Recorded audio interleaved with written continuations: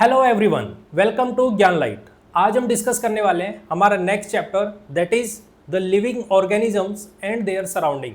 इसको हम दो पार्ट्स में डिस्कस करेंगे, जिसमें हम फर्स्ट पार्ट डिस्कस कर रहे हैं। उसमें हम बात करेंगे किस तरीके से कोई भी लिविंग ऑर्गेनिज्म अपने सराउंडिंग को देखते हुए अपने आप को एडजस्ट कर लेता है और उसमें रहना शुरू करता है। जो हम हैबिटेट और अडेप्टेशन, ये दो टर्म्स बहुत ही ब्रॉड है, इनके बारे में हम समझने की कोशिश करेंगे, जो एनवायरनमेंट एंड इकोलॉजी के लिए बहुत ज़्यादा इंपॉर्टेंट है।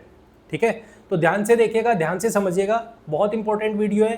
क्यों? क्योंकि ये आपको डेली लाइफ से रिलेटेड बहुत सारी चीज़ें भी सिखाएगा। ठीक है, तो ध्यान से देखना है। शुरू करते हैं हम सबसे पहले लिविंग ऑर्गेनिजम्स के बारे में।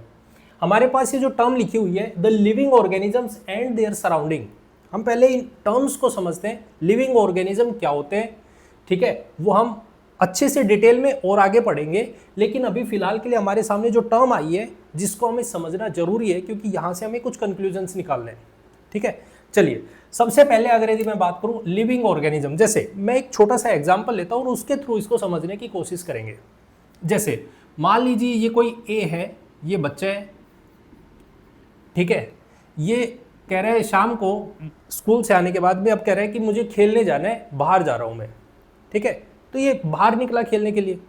तो जब ये रास्ते में जा रहा है तो इसको बहुत सारे लोग मिले। ठीक है, बहुत सारे लोग मिले इसको देखने को कि हाँ भाई ये इधर जा रहा है, कोई इधर आ रहा है, कोई इस तरफ जा रहा है, कोई बच्चे खेल रहे हैं, वो इस तरफ खेल रहे हैं। ठीक है, ये अपने दोस्तों के पास जा रहे हैं। अब ये इस तरीके से देखता हुआ जा रहा है। ठीक है, दूसरी चीज, जब ये वहां पे पहुंचा, ग्राउंड में पहुंचा जिसमें ये खेलते हैं, तो वहां पे बहुत सारे बच्चे खेल रहे हैं। अब वहां पे ये कुछ पेड़ पौधे देख रहे हैं, प्लांट्स, कुछ पेड़ पौधे जिनको ये रोज नोटिस कर रहे हैं, अब भी देख रहा है ये। ठीक है, अब कुछ यहाँ पे ये पत्थर देख रहे हैं पड़े हुए, जैसे वहां पे मेज डली हुई है, कुर्सियां डली हुई है, उनको देख रहे हैं। ठीक है, जो जैसे वो सीमेंटेड जो चेयर्स होती है वो डली हुई है, उनको देख रहे हैं ये सब चीजें रोज देख रहे हैं, रोज नोटिस कर रहे हैं।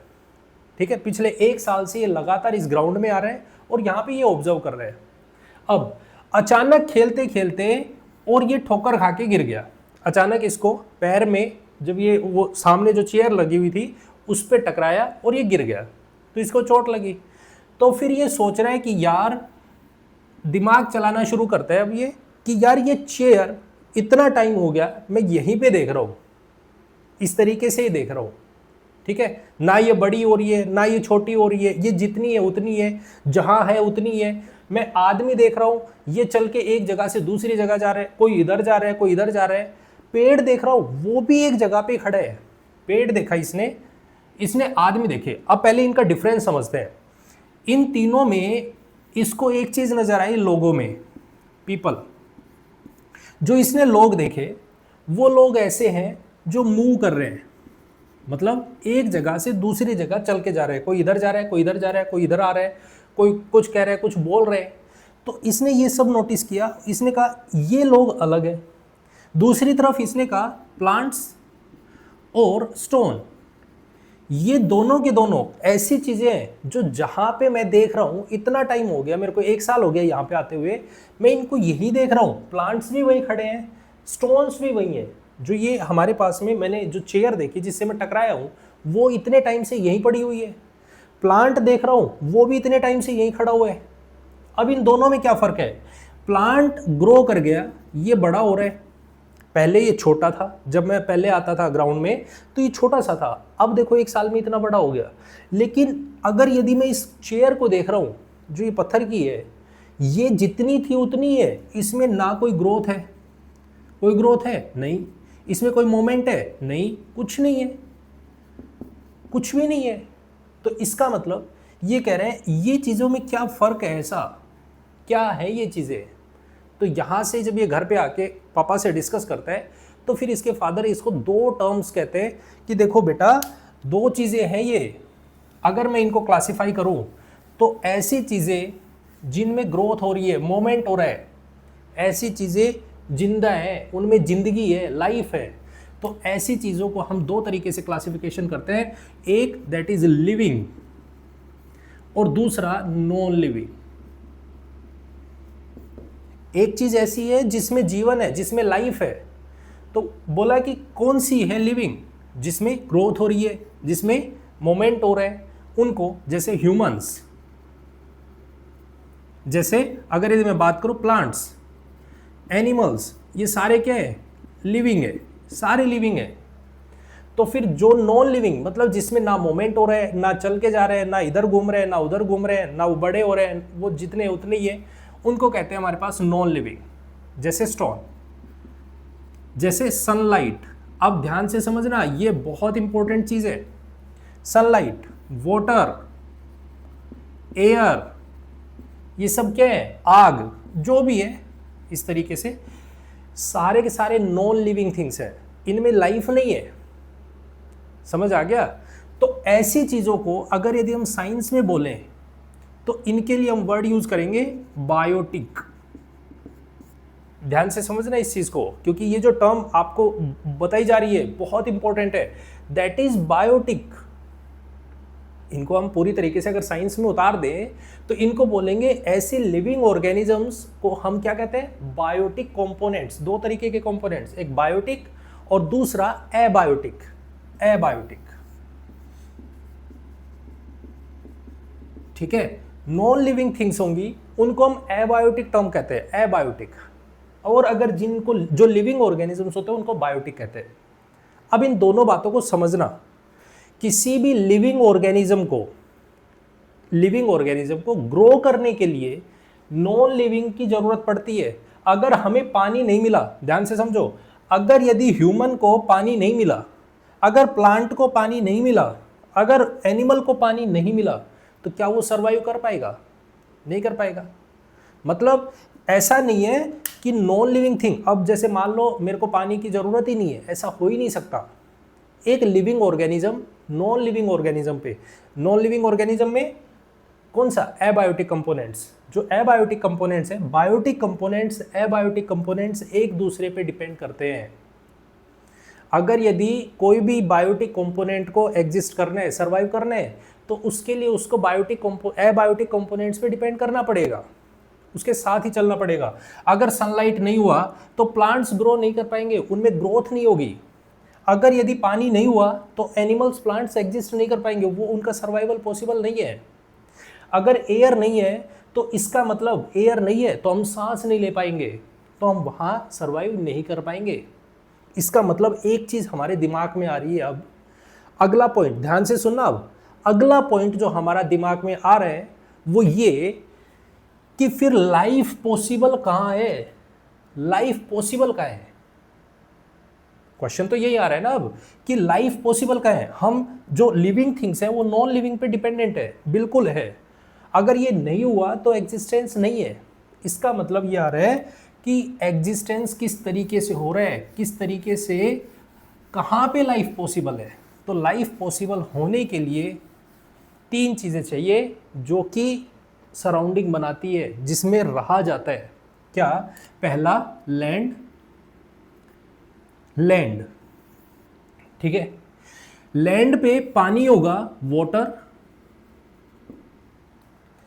धरती चाहिए हमें चलने के लिए, रहने के लिए लैंड चाहिए। अगर लैंड नहीं है तो हम नहीं रह सकते। कहाँ रहेंगे? हवा में थोड़ी रहेंगे हम, हवा में नहीं रह सकते। पानी हमें पीने के लिए चाहिए, तो पानी की ज़रूरत पड़ेगी। तीसरा, हमारे पास सांस लेने के लिए हमें क्या चाहिए? एयर। अगर एयर नहीं है तो हम फिर सर्वाइव नहीं कर पाएंगे। तो तीनों चीज़ें, एयर, हमारे पास ये तीनों की तीनों चीज़ें जिस जगह पे मिलेंगी, ऐसा कोई भी पार्ट, ऐसा कोई भी पूरे यूनिवर्स में ऐसा कोई पार्ट जहाँ पे हमें ये तीनों चीज़ें देखने को मिलती है, लैंड, वाटर एंड एयर, तो हम वहाँ पे सर्वाइव कर पाएंगे। हमारे लिए लाइफ पॉसिबल है। वहाँ पे कोई भी लिविंग ऑर्गेनिज्म रह सकता है, उसका सराउंडिंग बनेगा।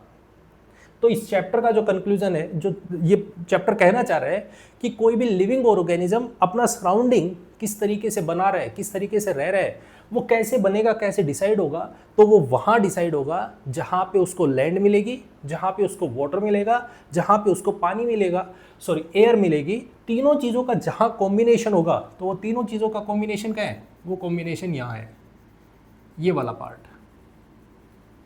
ये वाला पार्ट है जहां पे ये तीनों चीजों का कॉम्बिनेशन हो रहा है। इसको बोलते हैं बायोस्फीयर। क्या बोलते हैं इसको? बायोस्फीयर। बायोस्फीयर वो पार्ट होता है जहां पे लाइफ पॉसिबल है, जहां पे हम सरवाइव कर रहे हैं। क्लियर? बात समझ में आ रही है? तो हम इसके बारे में हम पढ़ रहे हैं, ये वाला पार्ट हम पढ़ेंगे कि किस तरीके से लोग यहाँ रह रहे हैं, किस तरीके से एनिमल्स यहाँ पे एग्जिस्ट कर रहे हैं, किस तरीके से प्लांट्स यहाँ पे एग्जिस्ट कर रहे हैं। हमें इसके बारे में पढ़ रहे हैं, इनके सराउंडिंग को पढ़ना है अब। क्लियर? बात समझ आ गई? चलिए हम शुरू करते हैं अब कि ये तो हमने देखा living organisms and non living organisms के बारे में। लिविंग थिंग्स क्या होती है, नॉन लिविंग थिंग्स क्या होती है, दो छोटी छोटी टर्म्स है। ठीक है, अब देखो, अब अगला एग्जांपल समझना। अब यही ए बच्चा बाहर निकला, ठीक है, घर से बाहर निकला खेलने के लिए, तो इसको देखने को मिला कि ये एक प्लेन एरिया में रह रहे हैं। जैसे मान लो सपोज करो ये नॉर्मल हरियाणा दिल्ली वाले एरिया में इसमें रह रहा है, यूपी वाले एरिया में यहाँ है ये। ठीक है, ये देख रहा है कि इसके घर के सामने से ऐसे एक सड़क जा रही है, कहीं भी ये आते हैं जाते हैं, कहीं भी जाना होता है इनको तो बहुत आसानी से चले जाते हैं। इनको कोई भी खाना खाना है, फूड की ज़रूरत है, तो इनके घर के बगल में ही शॉप है, वहाँ पे जाते हैं, वहाँ से सामान ले लेते हैं, परचेज कर लेते हैं। इनको कोई भी मार्केट का सामान लेना है तो इनके घर के बगल में ही, ज़्यादा दूर नहीं है, वॉकिंग डिस्टेंस पे ही इनको मार्केट नज़र आ जाती है। ठीक है, अगर यदि इनको स्कूल जाना है तो स्कूल भी इनके बहुत ही नज़दीक है। अगर इनको रिलेटिव्स के यहाँ जाना है जो 30-35 किलोमीटर है, 10 किलोमीटर 20 किलोमीटर कुछ भी लगा लो, तो वो आधे घंटे में 1 घंटे में आराम से चले जाते हैं, क्योंकि यहाँ पे प्लेन रास्ते हैं। ठीक है, इस तरीके का ये माहौल देख रहे हैं, इस तरीके के ये लोग देख रहे हैं कि भाई अपने चारों तरफ इस तरीके के लोग रह रहे हैं, इस तरीके का एनवायरनमेंट है। ठीक है, अब मान लो सपोज करो जून की छुट्टी हो गई। ठीक है, अब ये घूमने जा रहा है कहीं भी हिली स्टेशन पे या माउंटेन्स में जा रहे हैं। ठीक है, पहाड़ों में गए घूमने। अब वहाँ पे देख रहे हैं कि रास्ते टेढ़े मेढ़े हैं, इस तरीके से नीचे देख रहे हैं तो बहुत गहरी खाई है। अब मान लो ये अचानक से बीमार हो गया, अब ये क्या करेगा? अब इसको चाहिए दवाइयाँ। मेडिकल स्टोर यहाँ से बहुत दूर है, चल के जाएगा तो पहाड़ों से ऐसे पैदल उतर के जाना पड़ रहा है। बच्चे देख रहे हैं ये स्कूल जा रहे हैं, तो वो बच्चे क्या कर रहे हैं? स्कूल पहाड़ों से उतरते हुए, यहाँ कोई बस इतनी नहीं है, दूर है स्कूल, पैदल जा रहे हैं बच्चे। ये सब चीजें नोटिस कर रहे हैं। बात समझ रहे हो? इसको बोलते हैं हैबिटेट। क्या बोलते हैं इसको? हैबिटेट। हैबिटेट क्या होता है? ऐसी चीज, ऐसा सराउंडिंग, ऐसा माहौल, कोई भी लिविंग ऑर्गेनिज्म है उसके चारों तरफ कोई भी ऐसा माहौल, ऐसा सराउंडिंग जहां पे वो स्टे कर रहा है, जहां पे वो फूड के लिए, शेल्टर के लिए, एक्सेट्रा चीजों के लिए डिपेंड कर रहा है, जिस पे वो डिपेंडेंट है, दैट इज कॉल्ड हैबिटेट। हमारे पास टर्म है जिसको हम बोल रहे हैं हैबिटेट। हैबिटेट क्या है? जहां पे वो अपने खाने के लिए, अपने रहने के लिए स्टे कर रहे हैं, चारों तरफ के माहौल को क्या कह रहे हैं? That is habitat. समझ आया पॉइंट? बात समझ में आ गई? यहां पे प्लेन एरिया का हैबिटेट अलग है, जब माउंटेन वाले रीजन में देखोगे तो आपको वहां का हैबिटेट अलग नजर आएगा। जब आप पानी वाले एरिया में देखोगे, डेजर्ट वाले एरिया में देखोगे, तो वहां पे आपको अलग हैबिटेट नजर आएगा। अब मैं आपके सामने यहां पे बताता हूँ हैबिटेट कितने टाइप का होता है। पहले हैबिटेट को मैं समझने से पहले मैं आपको एक टर्म और एक्सप्लेन कर दूं, दैट इज कॉल्ड अडॉप्टेशन। ठीक है, फिर उसके बाद हम उतरेंगे कि हैबिटेट कितने टाइप का होता है। क्लियर? पहले एक दो टर्म एक्सप्लेन कर लेते हैं। अडॉप्टेशन क्या होता है? ठीक है, समझो।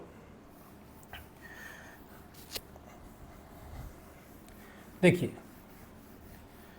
अडॉप्टेशन, एक और एग्जांपल ले लो, उससे और अच्छे से समझ में आ जाएगा। देखिए, मान लो सपोज करो यही ए बच्चा अब बड़ा हो गया, कॉलेज में जाना है, इसको कॉलेज जाना है, कहीं यूनिवर्सिटीज़ में जाना है, कहीं बाहर जाना है। मान लो सपोज करो इसको दिल्ली जाना है, या इसको बेंगलोर जाना है पढ़ने के लिए या जॉब करने के लिए, या इसको फॉरेन में जाना है, ऐसा समझ लीजिए फॉरेन में जाना है। ठीक है, अब ये बच्चा पढ़ने के लिए गया, अब वहां पे अब ये है बेचारा हरियाणा का, मान लो सपोज करो ये हरियाणा से, इसको टूटी फूटी बेचारे को हिंदी आती है, हल्की सी हिंदी आती है, उसी को ये यूज़ कर रहे हैं, उसी को ये बोल रहे हैं, बार बार में रिपीट कर रहे हैं। अब ये कहीं भी जाएगा तो वहाँ पे अपनी लोकल लैंग्वेज ही बोलेगा, बात करेगा तो लोकल लैंग्वेज में, कुछ भी बोलेगा तो लोकल लैंग्वेज में बोलेगा, बात करनी शुरू करेगा। बात समझ रहे हो? अब क्योंकि इसको फॉरेन में जाना है, बाहर रहना है, तो अब इसका जो सराउंडिंग है, अब इसका जो माहौल है वो बदल चुका है।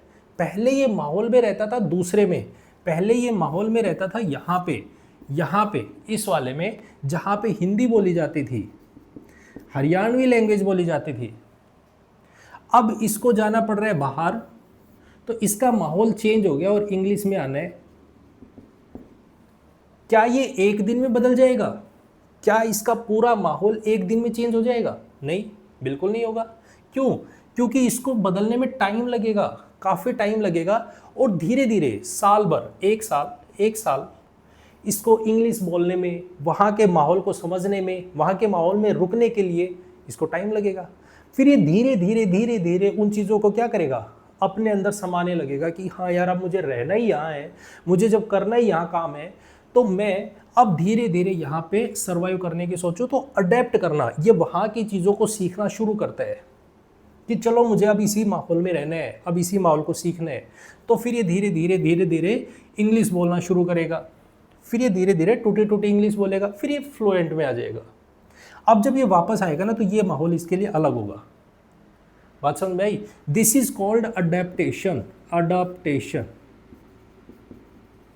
अडेप्टेशन ऐसा नहीं है कि एक दिन में हो गया, 2 दिन में हो गया, नहीं, एक दिन में नहीं, 2 दिन में नहीं, इसको टाइम लगा, एक लंबे टाइम का टाइम लगा, 1 साल भर लगा इसको हिंदी से इसको इंग्लिश में आने में, हरियाणवी छोड़ के इसको इंग्लिश में आने में इसको टाइम लगा। दिस इज कॉल्ड, वहाँ से सीखी और सीख के फिर उस माहौल में रहने सीखना शुरू किया इसने, दैट इज कॉल्ड अडॉप्टेशन। अब यहाँ पे मैं आपको 2 टर्म्स में डिफरेंस करना बताता हूँ। देखो 2 टर्म्स में डिफरेंस क्या, पहला एक है हमारे पास में, दैट इज अडॉप्टेशन, और दूसरा एक्लाइमेटाइजेशन। इन दोनों में डिफरेंस, मैंने बोला अडेप्ट करने के लिए इसको साल भर का टाइम लगा। अब एक और एग्जांपल ले लो, जैसे मान लो सपोज करो आपने एक्सरसाइज, जिम जाना शुरू किया, ये ए बच्चा है, इसने जिम जाना शुरू किया, ठीक है, जिम जा रहा है, एक्सरसाइज कर रहे हैं। अब ये पहले दिन जब ये एक्सरसाइज करने गया या जिम करने गया, तो इसकी बॉडी में पेन आया, मसल्स में पेन आना शुरू हुआ।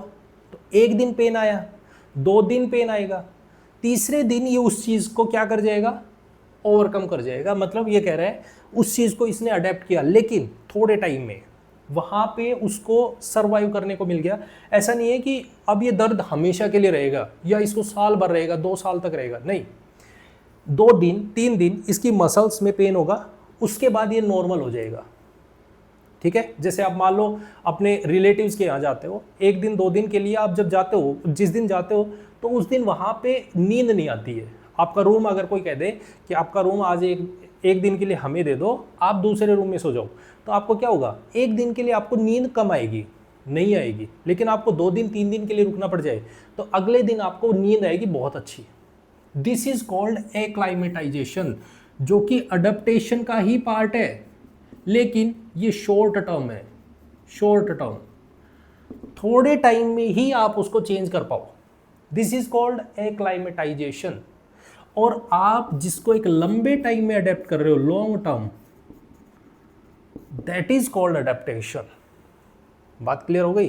दोनों में डिफरेंस आपको पता होना चाहिए, एक्लाइमेटाइजेशन क्या होता है, अडेप्टेशन क्या होता है। क्लियर? Point clear? ठीक है, तो ये था हमारे पास में अडेप्टेशन, हैबिटेट, एक्लाइमेटाइजेशन क्या होता है, बायोटिक, एबायोटिक क्या होता है। इन 5 टर्म्स को आपको पता होना चाहिए।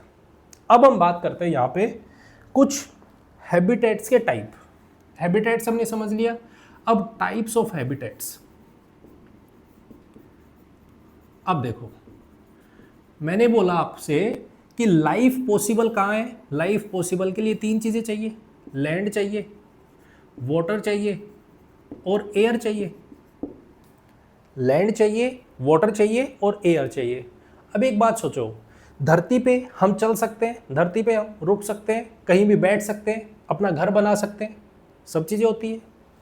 वाटर पे हम नाव चला रहे हैं, हम इस तरीके से घूम रहे हैं, वहाँ पे उसमें फिशेज हैं, बहुत सारे जानवर हैं उसमें, ठीक है।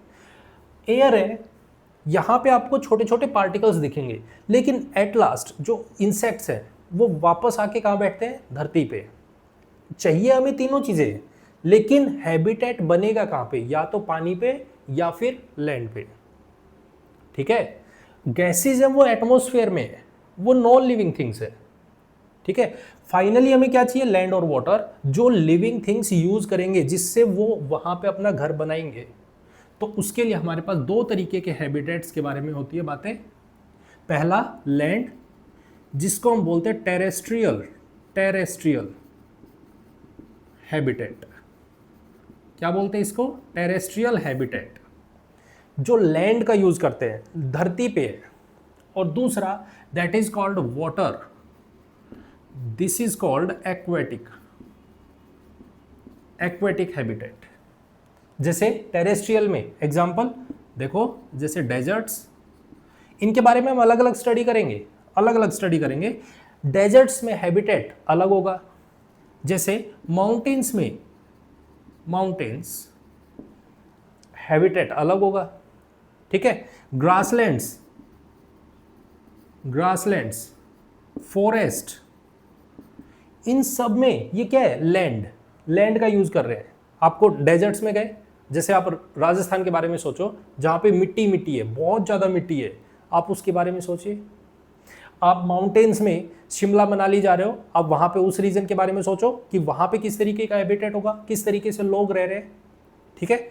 अब ग्रासलैंड्स की बात करें तो जैसे आप एमपी वाले रीजन में जाओ या नीचे जाइए आप, वहाँ पे आपको फॉरेस्ट देखने को मिलेंगे, जंगलों में जाइए आप। तो ग्रासलैंड्स, फॉरेस्ट, ये सब क्या है, टेरेस्ट्रियल हैबिटेट्स।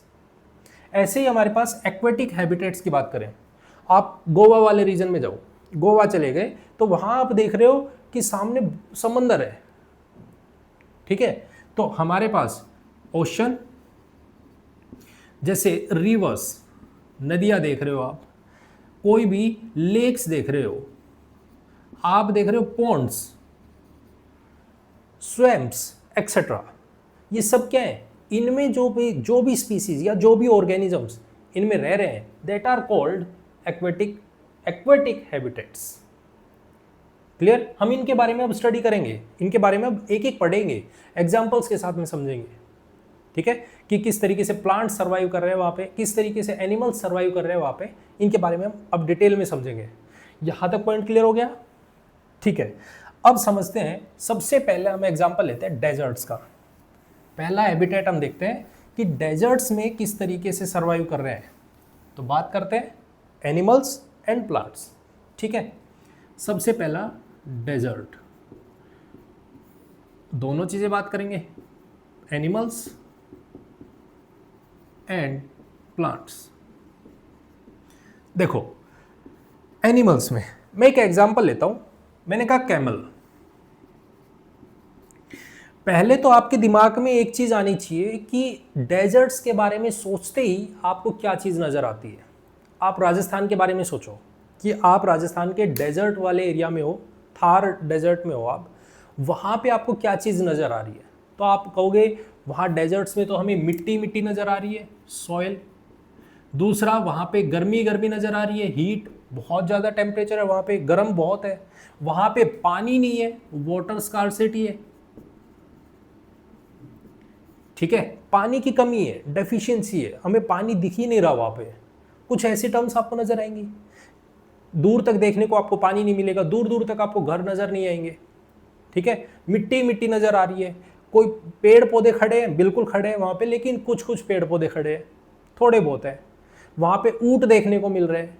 तो वो सब चीज़ें क्या हैं, डेजर्ट्स का एक कैरेक्टरिस्टिक है जिसको आप देख रहे हो, ठीक है। अब इन्हीं चीज़ों के बेसिस पे अब हमें ये देखना है कि भाई जब ऐसी चीज़ें हैं, पानी नहीं है वहाँ पे गर्मी इतनी है, तो फिर वहाँ एनिमल्स सर्वाइव कैसे कर रहे हैं? ये उनका अडेप्टेशन है, वहाँ रह के उन्होंने वहाँ रहना सीख लिया है, वहाँ रहना वो सीख चुके हैं। क्लियर? अब कैसे रहना सीख लिए, अब उसके बारे में बात करते हैं। जैसे मैंने एक एग्जांपल लिया कैमल के बारे में, मैंने कहा हमारे सामने कैमल है, हम इसको देख रहे हैं, ठीक है। देखो सबसे पहले अगर मैं बात करूं कैमल, ये भगवान ने देखा, भगवान ले लो या आप इसको नेचर कह लो या आप इसको नॉर्मल, कि अडेप्टेशन कैसे हुई, ठीक है। देखो कैमल, सबसे पहले हम इसका अगर स्ट्रक्चर देखें तो हमें देखने को मिलता है कुछ इस तरीके से, जस्ट नॉर्मल बना रहे हैं, लंबे लंबे पैर देखने को मिलेंगे आपको, लंबे लंबे पैर है। इसका पैर होगा, जो पैर होगा वो बिल्कुल गद्देदार होगा, इस तरीके से चौड़ा चौड़ा पैर होगा इनका।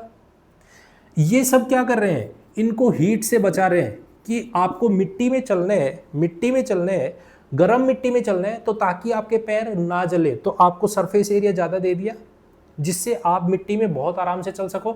अगर इसके पैर छोटे होते, स्मॉल होते, तो क्या करता, मिट्टी में वो पैर धंस जाता, नीचे चले जाते, तो फिर इसको चलने में प्रॉब्लम होती। तो इसको गद्देदार पैर, बेड लाइक स्ट्रक्चर आपको देखने को मिलेगा, सॉफ्ट सॉफ्ट। इनके पैर कैसे होते हैं, चौड़े होते हैं। दूसरा, हीट से बचाने के लिए, चलने के लिए इनके पास लंबे लंबे टांग हैं, लंबी लंबी टांगे हैं, जिससे ये क्या करते हैं, इनकी हीट जो सॉइल से, जो मिट्टी से हीट उठ रही है, वो हीट इनकी बॉडी तक ना पहुंच पाए, तो इनके पैर लंबे लंबे, ठीक है। इनके शरीर पे एक यहाँ पे कुबड़ है, हम्प है, हम ये क्या करते हैं, वाटर स्टोर करते हैं, वाटर स्टोर करते हैं। जो ये कई दिनों तक पानी पिए बिना रह सकता है, तो वाटर कहाँ स्टोर कर लेता है, हम्प में, ऐसा हमने पढ़ा है, ठीक है। अब एक चीज देखते हैं कि ये पानी बचाने के लिए, ये तो ठीक है कि चलो भाई ये तो इसका स्ट्रक्चर हो गया, इस तरीके से स्ट्रक्चर है जो नेचर ने इसको प्रोवाइड कर दिया, ये इस तरीके से रह रहा है, अडेप्ट कर लिया इसने, ये रह रहा है। अब क्या पानी इसको चाहिए ही नहीं, इसकी बॉडी को पानी की रिक्वायरमेंट है ही नहीं, बिल्कुल है। तो ये पानी को प्रोटेक्शन कैसे देता है, तो अब ध्यान से देखो, एक तो पानी निकलेगा कैसे, जैसे ये एक्सक्रेटा के फॉर्म में, यूरिन की फॉर्म में, स्वेट्स, इसको पसीने आएंगे, ठीक है। तो पानी लॉस ना हो, वाटर लॉस ना हो, इसके लिए इसको पसीने बहुत कम आते हैं, या ना के बराबर पसीने आते हैं, समझना, अब ना के बराबर पसीने आते हैं इनको, ठीक है। दूसरी चीज, ये जो यूरिन करते हैं, इनका जो यूरिन होता है, इनका जो यूरिन होता है वो कंसंट्रेटेड होता है। कंसंट्रेटेड का मतलब क्या होता है, कंसंट्रेटेड का मतलब होता है पानी की कमी, लेस वाटर, पानी कम होता है, और जो यूरिया है वो चीज़ें ज़्यादा होती है, या थोड़ी क्वांटिटी में ये क्या करते हैं, यूरिन, इनको थोड़ी क्वांटिटी में यूरिन आता है। शरीर इतना बड़ा है लेकिन यूरिन थोड़ा सा, क्यों, ताकि इनकी बॉडी से पानी का लॉस कम हो, ठीक है। मेन टारगेट क्या है, सर्वाइव करना है, तो इनको पानी चाहिए, हर किसी को पानी चाहिए, तो पानी का लॉस कम हो, इसके लिए ये यूरिन करते हैं थोड़ी क्वांटिटी में। दूसरा, पसीने कमाते हैं। तीसरा, जो ये एक्सक्रेटा करते हैं, एक्सक्रेटा मतलब जो ये पोटी करते हैं, वो पोटी क्या होती है, ड्राई होती है, ड्राई, क्यों, ताकि जो वाटर लॉस है वो ना हो। समझ आ गया, बात समझ में आ गई। तो हमारे पास ये बात ध्यान रखिएगा कि मैंने एक एग्जांपल लिया जिसमें हमने कैमल के बारे में बात की कि किस तरीके से सर्वाइव कर रहे हैं, इन्होंने किस तरीके से डेजर्ट में रहना सीख लिया, अडेप्ट कर लिया उस माहौल को। क्लियर। अब आप कहोगे कि क्या पूरे डेजर्ट में केवल कैमल ही रहते हैं और जानवर नहीं है? बिल्कुल है। जैसे रैट्स हो गए, स्नेक हो गया, स्नेक के तो पैर ही नहीं है, वो तो है ही जमीन पे, वो तो चलता ही जमीन पे है, तो अब ये कैसे रहेगा, इसको भी तो रहना है, बात समझ रहे हो। इसको गर्मी नहीं लगेगी क्या? चूहा, इसके तो छोटा सा पैर है, इसको गर्मी नहीं लगेगी क्या? फिर ये कैसे रहेंगे?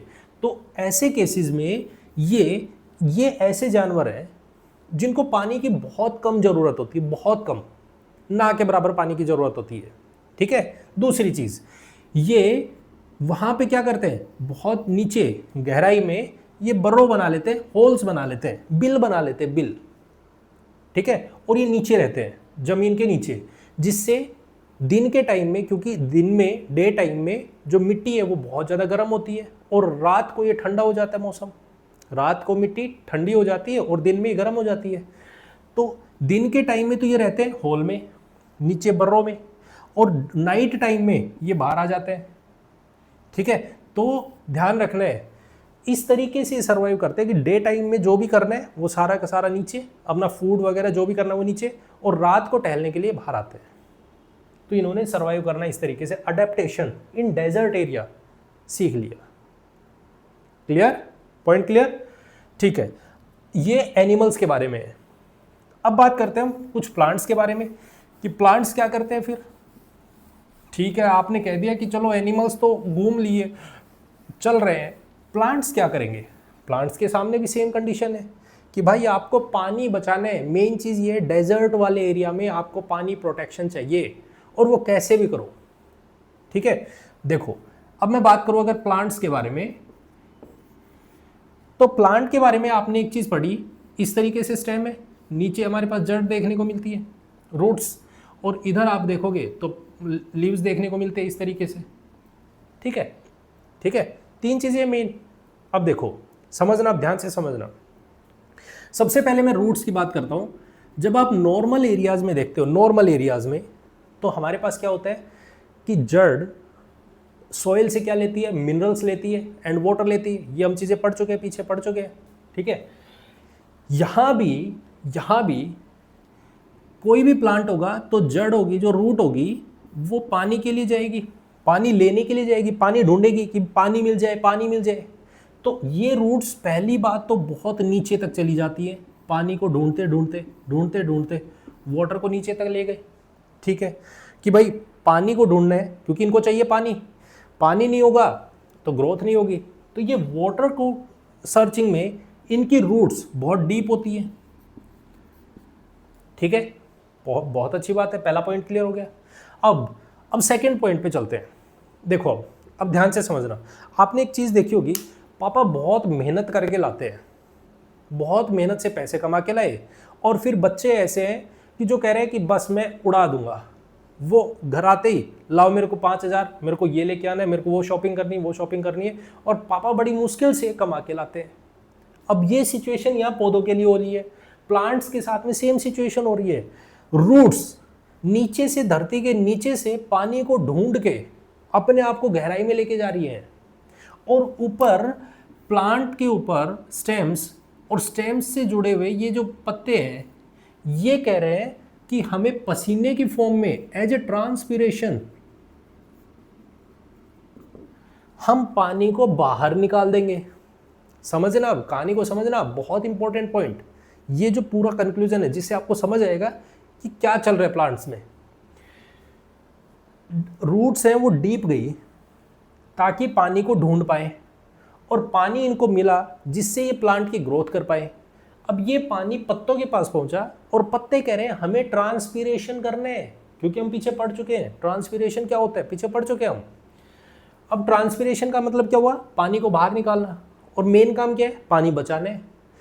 पत्ते कह रहे हैं ट्रांसपीरेशन करना है, रूट्स कह रही है हमें पानी तो बड़ी मुश्किल से मिला है, तुम पसीने की फॉर्म में निकाल रहे हो, बड़ी मुश्किल से तो पानी मिला है, और तुम पानी वैसे वेस्ट कर रहे हो। तो ऐसे केस में इन्होंने कहा भाई पत्ते नहीं होने चाहिए, इसका मतलब ना, पत्ते हटा दो, पत्ते कम कर दो। समझो, अब समझना। तो जब आप डेजर्ट्स वाले एरिया में जाओगे तो वहाँ पे प्लांट्स जो होंगे उनके ऊपर आपको पत्ते ना के बराबर नजर आएंगे, या तो होंगे ही नहीं, या छोटे होंगे, या वो पत्ते कांटों की फॉर्म में होंगे, स्पाइक्स, स्पाइंस जिसको हम बोले। मैंने 3 टर्म्स बोले, या तो होंगे ही नहीं, तो उनकी जगह क्या होंगे, कांटे होंगे, उन पौधों पे कांटे होंगे, या फिर छोटे पत्ते होंगे, बहुत छोटे छोटे, या फिर ऐसा होगा, क्या होगा कि उन पे पत्ते होंगे ही नहीं। क्लियर, ये बात आपको ध्यान रखनी है। बड़ा पत्ता नहीं होगा, ऐसा नहीं है कि बहुत बड़े बड़े पत्ते हैं और फिर वो प्लांट ग्रो कर रहा है, नहीं, बिल्कुल नहीं होगा। क्लियर। अब तीसरी बात आती है, पहली प्रॉब्लम पानी की सॉल्व हो गई कि पानी रूट्स लेंगी तो उसके लिए डीप जाना पड़ेगा।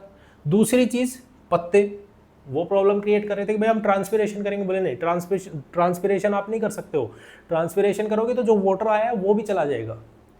तो फिर अब तीसरी प्रॉब्लम, पौधे को सर्वाइव करना है, आपको सर्वाइव करना है तो खाना चाहिए, आपको खाना खाना है तो आपको क्या करना पड़ेगा, सर्वाइव करना है तो खाना खाना पड़ेगा। और खाना कहाँ से आएगा, पहले बनाना पड़ेगा। बनाएगा कौन, बात तो वही आ रही है, बनाएगा कौन। आपने पत्ते तो हटा दिए, पत्ते थे वो आपने हटा दिए कांटों की फॉर्म में, बात समझ में आ गई, कांटे लगा दिए आपने, तो पौधे पे पत्ते थे वो तो हटा ही दिए। खाना बनाता कौन था, फोटोसिंथेसिस करके प्लांट्स, प्लांट के ऊपर पत्ते, तो अब खाना कौन बनाएगा। तो अब खाना बनाने के लिए डेजर्ट एरिया में स्टेम आती है हेल्प करने।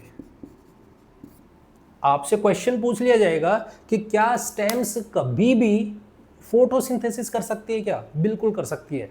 डेजर्ट हैबिटेट में जाओगे तो आपको स्टेम्स क्या करती हुई नजर आएंगी, फोटोसिंथेसिस करती नजर आएंगी।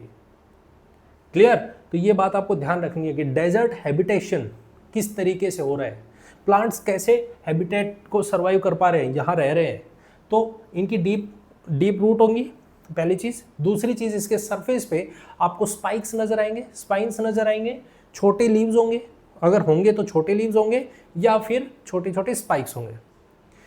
तीसरा, इनके सरफेस पे आपको वैक्सी टाइप का क्या होगा, लेयर मिलेगी, जो कि इसको वाटर लॉस से प्रोटेक्ट करेगी। स्टेम्स इसके लिए फोटोसिंथेसिस का काम करेंगी। अंडरस्टैंड, पॉइंट क्लियर हो गया। तो इस तरीके से आपको डेजर्ट हैबिटेट में प्लांट्स और एनिमल्स के बारे में पता होना चाहिए, फीचर्स शो करते हैं। क्लियर, ठीक है। अब बात करते हैं second habitat, that is mountain. अब उन पे चलते हैं। देखो, सबसे पहले आपको ये पता होना चाहिए कि जो हैबिटेट आप पढ़ने वाले हो उस हैबिटेट में किस तरीके का एनवायरनमेंट आपको देखने को मिलेगा, ठीक है, फिर आप उसको बहुत आसानी से समझ जाओगे। दूसरा है माउंटेन्स। माउंटेन्स के बारे में आप समझो तो आपको क्या देखने को मिलेगा, सबसे पहली चीज़ तो यहाँ पे ऊंचे ऊंचे पहाड़ नजर आएंगे, और पहाड़ आएंगे तो यहाँ पे आपको स्नो नजर आएगी, स्नो होगी, बर्फ होगी, कोल्ड एरियाज होंगे ये, ठीक है, कोल्ड होगा। दूसरी चीज़, यहाँ पे हवा चलेगी, वो भी ठंडी ठंडी चलेगी। मतलब मेन चीज़ क्या है, ठंड से रिलेटेड मेन चीज़ क्या है, ठंड, ठीक है। तो अब यहाँ पे प्लांट्स और एनिमल्स कैसे सर्वाइव करते हैं, यहाँ पे प्लांट्स एंड एनिमल्स का सर्वाइवल कैसे होगा, किस तरीके से देखने को मिलेंगे हमें, इनके बारे में चर्चा कर लेते हैं। अब जैसे मान लो मैंने कहा प्लांट, अभी हमने देखा एक प्लांट है, जैसे आप अभी फिलहाल के लिए सोचिए, जैसे अपने पास में नॉर्मल ये एरिया है, इस तरीके का प्लांट हमारे यहाँ होता है। आपने एक एग्जाम्पल देखा होगा, जैसे मान लो सपोज करो मैं आपसे एक छोटा सा एग्जाम्पल लेता हूँ। आप बरसात के टाइम में जब बारिश हो रही है तो आपने छाता डाला होगा सर पे, छाता लिया होगा और लेके आप बारिश में जा रहे हो, तो छाते पे आप देखोगे कि सारा पानी उस साइड में गिरने लग रहा है। छाते की शेप क्या होती है, छाते की शेप कुछ इस तरीके से होती है, ऐसे। तो वो सारा पानी कहाँ आता है, इधर से यूँ निकल के इधर आ गया, इधर आ गया, इधर आ गया। सोचो कि छाता इस तरीके से ना होके, इस तरीके से ना होके वो फ्लैट होता, ऐसा बिल्कुल एकदम फ्लैट होता यूँ, तो क्या होता, आप छाते को ले रहे हो, आपने छाता पकड़ा हुआ है, ऊपर से बारिश हो रही है, पानी सारा इकट्ठा हो जाएगा, वो बीच में से क्या होगा, हैवी होके वो बीच वाला एरिया ऐसा हो जाएगा, वो टूट जाएगा, छाता टूट जाएगा, या तो छाता टूट ही जाएगा या वो उसमें से पानी नीचे गिरना शुरू कर देगा। आप कह रहे हो कि मुझे बारिश से बचना है, और बारिश से बचाने के लिए जो छाता यूज़ किया था वो छाता ही टूट गया, वो है ही नहीं, तो क्या वो हेल्पफुल होगा, नहीं, वो शेप उसके लिए हेल्पफुल नहीं है, अच्छी शेप नहीं है वो। इसका मतलब हमारे पास माउंटेन वाले रीजन में अगर यदि नॉर्मल प्लांट्स हुए जैसा प्लेन एरिया में होता है, तो फिर यहाँ पे प्लांट्स सर्वाइव नहीं कर पाएंगे। इसका मतलब उसमें कुछ और कैरेक्टर देखने को मिलेगा क्या, देखो देखते हैं। यहाँ पे प्लांट्स, पहली चीज आपको इस तरीके से नजर आ रहा है, क्योंकि हमें पता है माउंटेन्स में स्नो होती है, बर्फ पड़ती है, और बर्फ पड़ेगी तो वो वहां पे जम जाएगी। जम जाएगी तो अगर ऐसा पौधा हुआ, ऐसा प्लांट हुआ, तो सारे के सारे के ऊपर क्या होगा, यहाँ पे बर्फ ही बर्फ जम गई, और बर्फ जम गई तो ये पेड़ टूट जाएगा, नीचे गिर जाएगा। ऐसे में तो कोई प्लांट सर्वाइव ही नहीं कर पाएगा। तो ऐसे केस में यहाँ पे माउंटेन्स वाले रीजन में आपको पेड़ जो जो प्लांट्स होंगे वो आपको ऐसे नजर आएंगे, कौन शेप के नजर आएंगे। कौन शेप में, वो कौन शेप के पेड़ होंगे जिसका स्लोप नीचे की तरफ होगा, डाउनवर्ड स्लोपिंग। क्यों? क्योंकि जब इस पे बर्फ आएगी, जब इस पे स्नो आएगी, तो वो स्नो सारी की सारी क्या होगी, फिसल के नीचे आ जाए, ऐसे नीचे डाउनवर्ड फ्लो कर जाए। तो इसके लिए बहुत आसान होगा वो डाउनवर्ड स्लोपिंग हो। क्लियर एकदम? पहला पॉइंट क्लियर। अब दूसरा पॉइंट देखते हैं। अगर मान लो यहाँ पे ये जो पत्ता है, अगर यदि ये बड़ा हुआ, बड़ा पत्ता है, तो फिर वही सेम सिचुएशन। अगर इस पे लीव्स बड़े हैं तो फिर बर्फ पड़ेगी, ये पत्ता फिर दोबारा से स्टोर कर लेगा।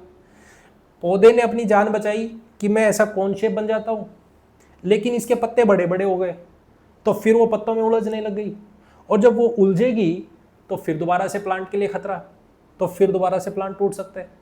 तो फिर क्या केस आया, तो पत्ते बड़े नहीं होने चाहिए, पत्ते बड़े नहीं होने चाहिए, पत्ते छोटे होने चाहिए, और दूसरा नुकीले शेप का होना चाहिए। तो आपको इस तरीके की शेप आपको देखने को नजर आएगी। प्लांट्स इस तरीके से मिलेंगे, कौन शेप में, डाउनवर्ड स्लोपिंग मिलेंगे, छोटे उनके लीव्स मिलेंगे जो कि स्पाइन्स के फॉर्म में मिलेंगे, मतलब आगे से पतले होंगे, नैरो। क्लियर? बात समझ में आ गई? तो इस तरीके के आपको प्लांट्स मिलेंगे, प्लांट हैबिटेट देखने को मिलेगा। अब बात करते हैं एनिमल्स की। अब ठंडे एरियाज है, जैसे अपने यहाँ नॉर्मल है, तो जब भी बारिश आई तो हमने अंदर अंदर बांध दिए, जो हमारे पेट्स हैं तो उनको अंदर कर दिया, सर्दी आई तो उनको अंदर कर दिया। लेकिन वहाँ पे वाइल्ड कैसे रह रहे हैं, एनिमल्स किस तरीके से रह रहे हैं, तो आपको देखने को मिलेगा। सबसे पहले तो ये जब उस एरिया में रह रहे हैं तो उनकी जो स्किन होगी वो थिक होगी, उनकी चमड़ी मोटी होगी, पहली चीज़। दूसरा, उनके सरफेस पे जो उनका जो स्किन है उसके ऊपर बहुत हेयरी स्किन होगी। हेयरी मतलब लंबे लंबे, लॉन्ग हेयर, ताकि उनको गर्मी मिलती रहे। गर्मी, जो शरीर से जो गर्मी निकल रही है वो उसको गर्म रखे, बाहर से जो बर्फ़ गिर रही है, बाहर से जो ठंडी हवाएं चल रही है, उनसे उनको बचा पाए। ठीक है? अब आपको देखने को मिलेगा, जैसे यहाँ पे यॉक देखने को मिलेगा, या आपको यहाँ पे गोट देखने को मिलेगी। इनके बड़े बड़े खुर मिलेंगे। क्यों? क्योंकि इनको बर्फ़ में, पहाड़ों में चलना है, इनको मिट्टी में नहीं चलना, इनको पहाड़ों में चलना है। तो जब पहाड़ों में चलेंगे तो उसके लिए इनके खुर होंगे, ठीक है, ताकि ये चढ़ने में, एक जगह से दूसरे जगह जाने में इनके लिए आसानी हो। दूसरा, इनके पूरे स्किन पे आपको बाल नजर आएंगे, ताकि ये क्या हो, वहाँ पे सरवाइव कर पाए, वहाँ पे ठंड से ये अपने आप को प्रोटेक्ट कर पाए। क्लियर? बात समझ में आ गई? तो ये एनिमल्स हैं, किस तरीके से सरवाइव करते हैं इनके बारे में। क्लियर? ठीक है। अब बढ़ते हैं हम नेक्स्ट स्टेप पे, तीसरा, दैट इज, ये हमने माउंटेन्स पढ़ लिए। अब ग्रासलैंड देखते हैं, ग्रासलैंड में किस तरीके से सर्वाइव होता है, किस तरीके से वो हैबिटेट क्रिएट करते हैं ग्रासलैंड्स। यहां पे आपको दो टर्म्स देखने को मिलेंगे। कौन कौन सी? देखो, समझना। ग्रासलैंड एक ऐसा एरिया जहां पे दूर तक घास है, ठीक है, बड़ी बड़ी घास खड़ी है, हरी है, ठीक है, और उस घास में प्लेन एरिया है। अब जैसे मान लो पहाड़ है, तो उस पर आपको बड़े बड़े पहाड़ नजर आएंगे, ऊंचे ऊंचे पहाड़ नजर आएंगे, उन पे बड़े बड़े, उनकी जो स्टेम्स है वो बड़ी स्टेम्स होंगी, और ऊपर जाके छोटी सी उसमें आपको लीव्स देखने को मिलेंगी, ब्रांचेस देखने को मिलेंगी। ठीक है? जब आप घास वाले एरिया में जाओगे तो यहाँ पे आपको एक है लायन और दूसरा है हमारे पास में डियर। अब समझना, एग्जाम्पल से समझना अब इनको, क्योंकि ये प्लेन एरिया है, यहाँ पे भागने में, दौड़ लगाने में बहुत आसानी होगी, कैच करना बहुत आसान होगा। और हिरन के लिए क्या होता है कि ये भाग सके, आसानी से भाग सके, ठीक है।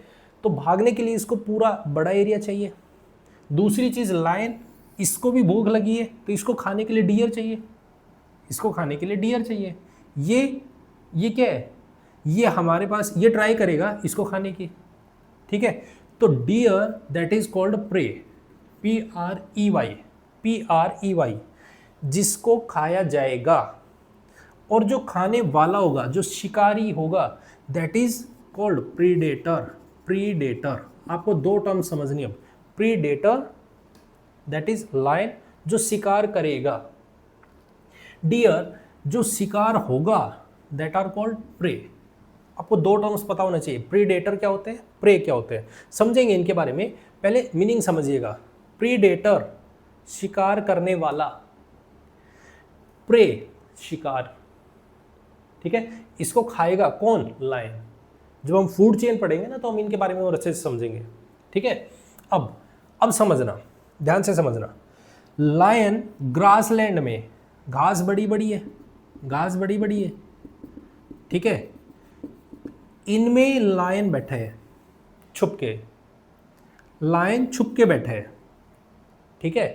किसकी वेट कर रहे हैं, डियर की। क्यों, क्योंकि ये घास खाने आएगा, इसको चाहिए घास, इसको घास खानी है, इसको खाना है डियर। समझना, अब डियर को खानी है घास, लायन को खाना है डियर। तो अब करेगा क्या, ये इस घास में छुप जाएगा। तो अब अगर मान लो सपोज करो लायन ब्लैक कलर का है, ब्लैक कलर का, तो क्या होगा, ये दूर से पहचान में आ जाएगा, अरे भाई ये तो जानवर है, अरे यहाँ से तो मेरे को भागना है। तो डियर दूर से ही देख के इसको भाग जाएगा। क्यों, क्योंकि इसका कलर बिल्कुल अलग है। तो ध्यान से देखना, इसका कलर घास के साथ मैच करेगा ताकि घास में ये दिखे ना, छुप जाए। जैसी स्किन, जैसा कलर घास का है, वैसी सी स्किन किसकी है, लायन की। दोनों के दोनों मैच कर रहे हैं, तो बहुत आसानी से डियर इसको पहचान नहीं पाएगा, रिकॉग्नाइज नहीं कर पाएगा कि यहाँ पे लायन बैठा है। पहली चीज समझ आ गई, ठीक है। अब दूसरा पॉइंट देखिएगा। अब दूसरा पॉइंट क्या है हमारे पास, एक सेकेंड। अब दूसरा पॉइंट क्या है, ये यहां पे बैठा हुआ है, ठीक है। दूसरा पॉइंट क्या है, अब इसको, लायन है, लायन को अपना मेन टारगेट किस पे करना है, इसका मेन टारगेट कौन होगा, डियर, इसका मेन टारगेट डियर है। तो उसको देखने के लिए, उसकी एग्जैक्ट लोकेशन देखने के लिए, इसकी आंखें, लायन की जो आंखें होती है वो फेस पे बिल्कुल सामने होती है, जैसे आदमी की है, बिल्कुल सामने, जो एग्जैक्ट लोकेशन फाइंड कर पाए, एग्जैक्ट लोकेशन देख पाए कि डियर की एग्जैक्ट लोकेशन कहाँ है, उसको आइडेंटिफाई करने के लिए इसकी आंखें होती है, वो बिल्कुल सामने होती है, ठीक है। तीसरी चीज, इसका जो पैर होगा, क्लो जो होगा, जो आगे वाले जो पैर होते हैं वो बहुत ही स्ट्रॉन्ग होते हैं, ताकि प्रे को दबोचने में, उसको पकड़ने में इसको किसी तरीके की परेशानी ना हो। देखो मैंने क्या क्या कंडीशन बोली, इसका कलर घास के साथ मैच करेगा। दूसरी चीज, इसकी आंखें सामने होंगी ताकि लोकेशन आइडेंटिफाई करने में इसको कोई प्रॉब्लम ना हो। और तीसरी चीज, इसके जो क्लोज होंगे वो बहुत ही स्ट्रॉन्ग होंगे, आगे के क्लोज बहुत स्ट्रॉन्ग होंगे। इसका जो जॉ होगा, जो जबड़ा होगा, वो बहुत स्ट्रॉन्ग होगा। मैंने इसके कैरेक्टरिस्टिक्स बोले, किसके, प्रीडेटर के। अब बात करते हैं डियर के। ये क्या करेगा भाई, इसके साथ में क्या होगा, इसके साथ क्या होगा, पहली चीज ये इसको देखते भागने की कोशिश करेगा, इसको देखते ही भागने की कोशिश करेगा। तो इसको स्पीड करने के लिए भागने की बहुत अच्छी कैपेबिलिटी होगी इसमें। दूसरी चीज, ये जब खाना खाएगा, क्योंकि इसको तो घास खानी है, तो उसमें सूखी घास भी होगी, हार्ड घास भी होगी। तो ऐसे में इसके पास क्या होगा, इसके पास जो क्लो होगा, जो जबड़ा होगा इसका, वो भी बहुत स्ट्रॉन्ग होगा, ताकि वो सूखी लकड़ी को, सूखी घास को चबा पाए, आसानी से च्युइंग कर पाए। दूसरा केस ही हो गया। तीसरा केस, अब ये क्योंकि घास में जब कोई चीज़ बैठी है, कोई जानवर बैठे है, आप कई बार ही देखोगे तो आपने देखा होगा कि आपके बगल से कोई निकल के गया, आवाज़ आई तो आपके तुरंत कान खड़े हो गए। ऐसे ही सिचुएशन इसके साथ होती है। इनके जो कान होते हैं वो लंबे होते हैं। थोड़ी सी भी आवाज़, घास में थोड़ी सी भी आवाज़ क्या करेंगे, कान खड़े हो जाएंगे। हाँ भाई यहाँ कुछ है, भागो। तो लॉन्ग ईयर देखने को मिलेंगे, लॉन्ग ईयर। ठीक है। अगर मैं बात करूँ इनकी, तो हमारे पास में क्या होगा, आंखें, मेन चीज़ इनकी आंखें। इनकी आंखें फ्रंट में नहीं होती, बिल्कुल सामने। इनकी आंखें होती है यहाँ साइड में यहाँ से, ताकि ये देख पाए कि इधर से क्या आ रहा है, तो ये उसको देख के भागे। तो डियर से रिलेटेड आपको क्या ध्यान रखना है, इसकी आंखें फ्रंट में ना होके यहाँ पे बगल में होती है। दूसरी चीज़, इनके कान बड़े होते हैं। इनका जबड़ा, क्योंकि इनको घास, लकड़ी इस तरीके से चबानी पड़ते हैं, तो उसके लिए इनको च्युइंग करने के लिए स्ट्रॉन्ग चाहिए। स्पीड इनकी बहुत अच्छी होगी, भाग सके। बचाने के लिए तो करना पड़ेगा ना, बाकी तो फिर ऊपर वाले के हाथ में है। क्लियर एकदम। तो इस तरीके से हमारे पास ग्रासलैंड है, जिसमें हमने हैबिटेट को समझा कि किस तरीके से सर्वाइव करते हैं। क्लियर एकदम, पॉइंट क्लियर। ठीक है, ये था हमारे पास में टेरेस्ट्रियल इकोसिस्टम में, या हम बात कर सकते हैं हैबिटेट के बारे में। टेरेस्ट्रियल हैबिटेट क्या है, किस तरीके से होता है वो। अब बात कर लेते हैं एक्वेटिक। अब ज़्यादा नहीं है, एक्वेटिक, इनके बारे में हम कुछ स्टडी कर चुके हैं। ओशन की बात कर रहे हैं, जैसे ओशंस एंड रिवर्स में आप देखोगे, आपको क्या देखने को मिलेगा, फिशिस। पीछे आप पढ़ चुके हो कि फिशिस स्ट्रीमलाइंड। भाई आप इनसे रिलेटेड क्या बात करोगे, इनसे रिलेटेड आप यही बात करोगे, ओशन हो गया, रिवर हो गया, तो इनमें आपको पानी देखने को मिलेगा। पानी होगा वो क्या होगा, सलाइन वाटर मिलेगा आपको देखने को। ठीक है, तो इनमें क्या एनिमल्स होंगे, तो इनके एनिमल्स होंगे वो फिशिस होंगे। और फिशिस हम पीछे देख चुके हैं, इनकी जो स्ट्रक्चर होती है, शेप होती है, वो स्ट्रीमलाइंड होती है। स्ट्रीमलाइंड का मतलब आगे से और पीछे से तो पतले और बीच से ब्रॉड, इस तरीके की शेप नजर आती है हमें। अब आपके दिमाग में अब एक और पॉइंट जैसे इनसे रिलेटेड, कि इनका जो सरफेस होता है वो वैक्सी होता है, ताकि उस पर पानी आसानी से ना चिपक पाए, ये पानी में फ्लो कर पाए बहुत आराम से। ये हम पीछे डिस्कस कर चुके हैं। ठीक है, अब आप कहोगे कि सर क्या इसका कोई एक्सेप्शन है, क्या हर फिश या हर वाटर में रहने वाले एनिमल की जो शेप होती है वो स्ट्रीमलाइंड होती है? नहीं। जैसे अगर मैं बात करूं हमारे पास में एग्जाम्पल, जैसे स्क्विड हो गया, जैसे हमारे पास में ऑक्टोपस हो गया, इनकी शेप तो स्ट्रीमलाइंड नहीं होती, इनकी शेप तो अलग होती है। तो फिर ये कैसे सर्वाइव करते हैं? इनकी स्ट्रीमलाइंड तो शेप नहीं है ना, फिर इनकी सर्वाइवल कैसे है? तो ये जो एनिमल्स हैं, ये इसी वजह से, ओशन है, ये ओशन का नीचे का सरफेस है, बेड रॉक जिसको हम बोल रहे हैं, वो नीचे वाले पार्ट में पाए जाते हैं। यहाँ पे वो ऐसा नहीं है कि आपको ऊपर नजर आएंगे, वो नीचे नजर आएंगे। और जब ये चलेंगे, ऑक्टोपस हो गया, स्क्विड्स हो गए, जब ये चलेंगे तो स्ट्रीमलाइंड शेप को अचीव कर लेते हैं, स्ट्रीमलाइंड शेप ले लेते हैं ये, और वैसे अपनी नॉर्मल पोजीशन में रहेंगे, वैसे नॉर्मल रहेंगे। लेकिन जब इनको चलना होगा, जब इनको आगे मूव करना है, तो उस टाइम में स्ट्रीमलाइंड शेप ले लेंगे। क्लियर? ये बात ध्यान रखनी है आपको, इनसे रिलेटेड आपको ये बात ध्यान रखनी है। आपको किसी भी क्वेश्चन पेपर में पूछ लिया जाएगा कि फिश दे देगा कोई भी और ऑक्टोपस, और उसमें ये भी नाम मेंशन कर देगा, कह देगा कि बताइए किसकी शेप स्ट्रीमलाइंड नहीं है, मैच करो। ये पता होना चाहिए आपको। क्लियर? ठीक है, अब बात करते हैं हमारे पास में, ये हो गया हमारे पास। बात करते हैं पॉन्ड्स के बारे में, लेक्स के बारे में, कि उसमें किस तरीके से एनिमल्स एंड प्लांट्स हैं जो सर्वाइव करते हैं। एक छोटा सा पार्ट और है, इसके बारे में डिस्कस कर लेते हैं। पॉन्ड्स एंड लेक्स, देखो प्लांट्स हो गए, प्लांट्स है। अब जैसे नॉर्मल एनवायरनमेंट में देखें, मिट्टी पे देखें, तो प्लांट है, उसकी जड़ें धरती में, उसको ऐसा नहीं है कि लगातार लैंड मूव कर रही है, लैंड मूव नहीं कर रही है, वो आराम से खड़ी है एक जगह पे है, लैंड है, और उस पर कोई पेड़ खड़ा है, वो ग्रो कर गया, नॉर्मल है। भाई अर्थक्वेक आ गया वो एक अलग बात है, तेज आंधी आ गई वो एक अलग बात है, उसको तोड़ देगी। लेकिन पेड़ एक जगह पे खड़ा है ना, ठीक है। लेकिन आप कोई प्लांट खड़ा है किसमें, पौंड में, कोई पौंड है उसके अंदर, अब पानी तो लगातार मूव कर रहे हैं, तो अगर मूव कर रहा है तो प्लांट क्या वहां पे सरवाइव कर पाएगा इतनी आसानी से? नहीं। तो उसको सरवाइव करने के लिए अब कुछ प्लांट्स ऐसे होते हैं जिनकी जड़ नीचे जमीन में तो गई है, लेकिन अब उसको लगातार, क्योंकि पानी मूव कर रहा है तो उसको इस तरीके से मूव करना पड़ेगा, ऐसे मूव करेगा, ऐसे मूव करेगा तो प्लांट वहां रुकेगा कैसे? वहां तो सर्वाइव हो ही नहीं पाएगा, वो टूट जाएगा। तो ऐसे में इनकी जो स्टेम्स हैं, कुछ प्लांट्स ऐसे होते हैं जो पूरी तरीके से पानी के अंदर ही होते हैं, पानी के नीचे होते हैं, क्योंकि नीचे का जो पानी होता है, नीचे का पानी होता है वो मूवमेंट कम करते हैं, तो वो नीचे ही रहते हैं, पूरी तरीके से पानी के अंदर रहते हैं। कुछ ऐसे होते हैं जो पानी के बाहर आते हैं, तो ऐसे में इनकी लॉन्ग स्टेम होगी, लॉन्ग स्टेम, वो भी होलो होगी, लाइट होगी। ऐसा नहीं है कि वो बहुत ही हैवी होगी, नहीं, लाइट होगी। पानी मूव करेगा तो उसके साथ में मूव कर जाएंगी, पानी वापस आएगा तो फिर वापस आ जाएंगी।